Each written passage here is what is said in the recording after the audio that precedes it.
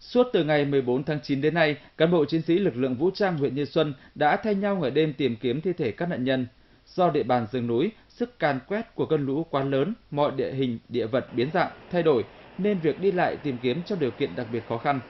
Toàn bộ lực lượng tìm kiếm đã men theo hai bờ suối Cằn dọc đến sông Hiếu của tỉnh Nghệ An với chiều dài gần 40 km.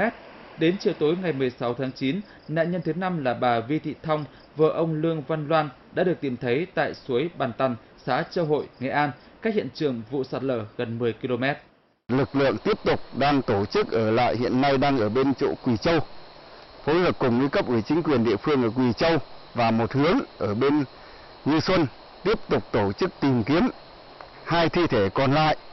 Hiện tại, lực lượng vũ trang tỉnh Thanh Hóa vẫn đang nỗ lực phối hợp với nhân dân, gia đình nạn nhân và các lực lượng chức năng thực hiện công tác tìm kiếm các nạn nhân đang còn mất tích.